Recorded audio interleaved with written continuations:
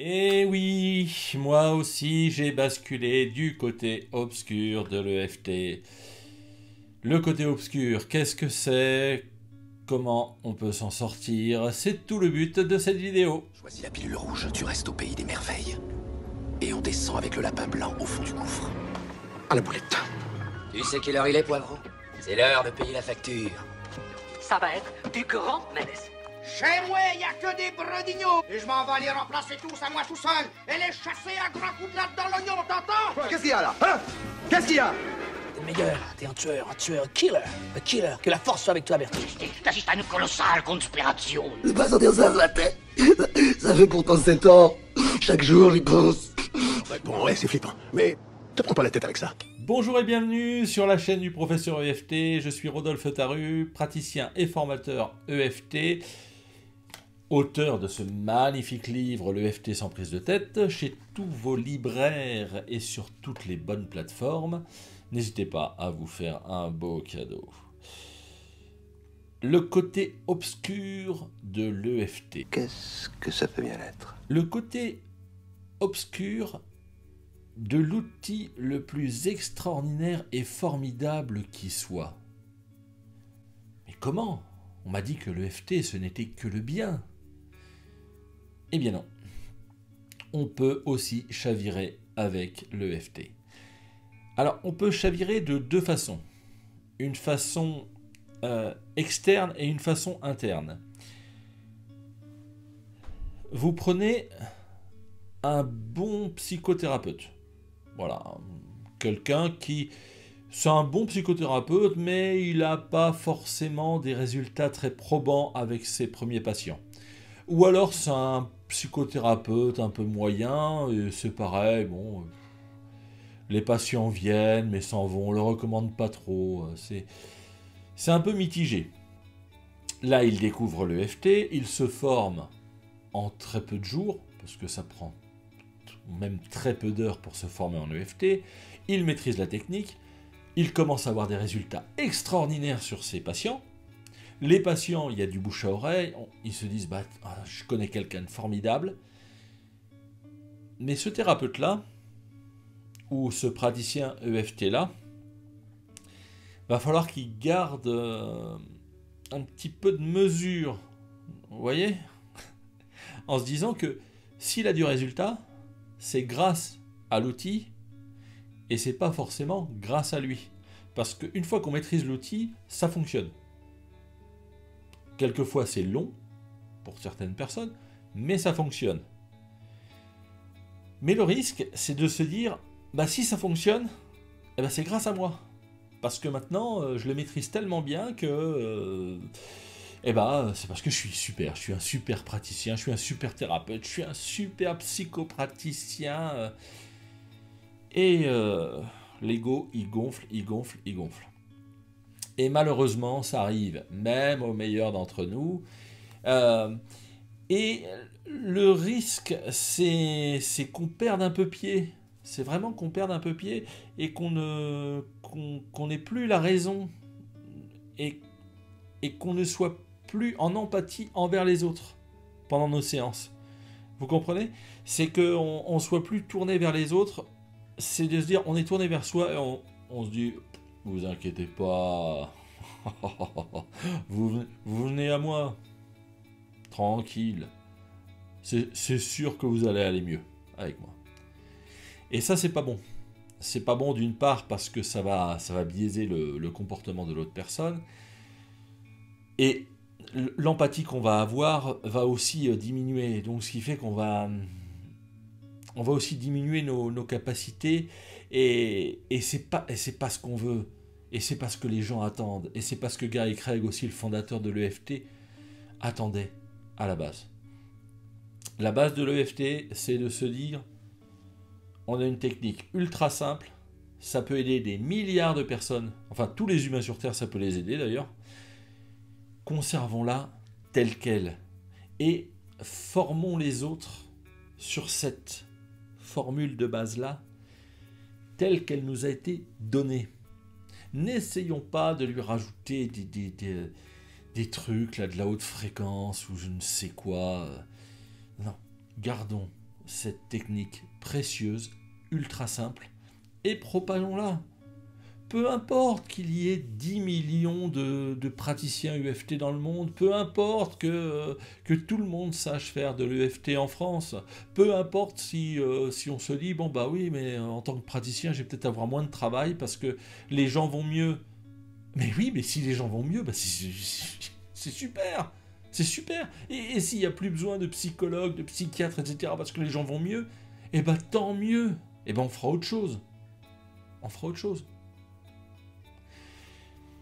Ah, je vais vous raconter mon histoire parce que moi je suis passé du côté obscur, mais d'une autre façon. C'est-à-dire que j'ai été formé directement, on va dire, Guy Craig, Louise Gervais, Joanne Desterel, hein, toute ma gratitude pour ça. Le canal a été super simple, mais je suis resté dans l'EFT d'origine. Et quand je suis arrivé sur les réseaux sociaux, quand j'ai vu que l'EFT avait été détourné, qu'on rajoutait des trucs, que ça suivait plus du tout la recette de base, que ça ne suivait plus du tout les enseignements de Guy Craig, parce que ça a évolué au fil du temps. Vous voyez, par exemple, le point karaté, moi je le fais qu'une fois. Il y en a, ils le font 3 fois. Alors que maintenant, c'est une fois. Bon bah, une fois, ça fonctionne. Pourquoi le faire 3 fois? On perd du temps. Ou alors, il y en a qui disent, bon bah, faut boire de l'eau en séance. Faut boire de l'eau, faut boire de l'eau, faut boire de l'eau, faut boire de l'eau. Ça n'a jamais été enseigné. Ça n'a jamais été enseigné. Et pourtant, c'est super important. Ça ne tient pas à un verre d'eau, votre réussite en EFT. C'est quoi ça? Bon bah voilà, et ben je me suis senti comme un chevalier blanc, avec mon épée, et pourfendeur de ceux qui disaient n'importe quoi. Hein. De toute façon, il y en a qui disaient n'importe quoi. Hein. Sur certains groupes Facebook, moi je m'arrachais les cheveux. Mais ce rôle de chevalier blanc, je l'ai tellement pris à cœur qu'à un moment, je me suis dit, mais il faut que je redescende de mon poney. Faut que j'arrête parce que, déjà d'une, je suis personne. Sans l'EFT, je suis personne. Sans la formation, si j'avais pas eu le bon cursus, je serais encore... et puis, peut-être que je défendrais l'autre cursus. Donc, j'ai créé pour... comme une sorte d'exutoire, j'ai créé une marionnette. J'ai créé une sorte... Voilà, je me suis mis ventriloque et j'ai fait parler le professeur EFT, vous savez, le barbu, là. On parle de moi. Rejoins le côté obscur de la force, Rodolphe. Viens avec moi. Bon, et c'était lui qui disait des horreurs à ma place. C'est lui qui était le plus critique, qui était le plus méchant, acerbe. Enfin non, il était pas méchant, mais il était cynique. Enfin, il est cynique, parce qu'il existe toujours. Hein. C'est pas de la méchanceté. Je ne fais que mon devoir. Vous comprenez? J'ai eu ce besoin de parler et de dire ce que je pensais par rapport à ça. Parce que je pensais que c'était que la vérité vraie, voilà, la vérité vraie, elle devait être propagée. Mais moi tout seul, qu'est-ce que je peux faire? Je criais dans le désert. Je criais dans le désert. Le peu qui m'écoutait disait bah, c'est formidable ce que tu dis, c'est bien, fais ta propre formation. Et j'ai fait ma propre formation. Écris ton livre. J'ai écrit mon livre. Et après, je reste un formateur et un praticien. Et j'aide du mieux que je peux. Mais il faut que j'arrête de me croire au-dessus des autres. Certes, je maîtrise la technique EFT. Certes, je vais plus vite au fur et à mesure que je fais mes séances. J'ai compris le mécanisme humain. Enfin, j'apprends à le connaître parfaitement, mais ça c'est encore long, hein, mais je veux dire, j'apprends tous les jours. Mais faut pas que ça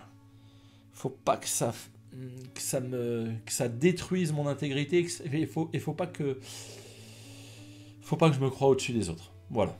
Donc ça a failli me perdre. Mais je suis redescendu sur Terre, rassurez-vous. Le deuxième facteur qui peut vous faire basculer du côté obscur de l'EFT, c'est quand vous faites votre processus de paix personnelle, que vous nettoyez toutes vos émotions, tous vos souvenirs, vous voyez, vous évacuez tout, et puis vous faites un esprit hyper clean. Je veux dire, vous vous videz la tête. Voilà, on va dire que votre tête, waouh, c'est léger. Vous avez l'impression de respirer. Mais en fait, si c'est vide dans votre tête, va vite falloir le remplir par des idées positives. Voilà, par un but, par quelque chose. Il va vite falloir trouver de quoi le remplir, mais de quoi le remplir positivement. Parce que si vous ne le faites pas, eh bien, sachez que la télévision, les réseaux sociaux vont s'en charger. Et votre cerveau, il va prendre ce qu'il y a de plus facile à digérer, c'est-à-dire les mauvaises nouvelles, la télé-réalité, les émissions foireuses.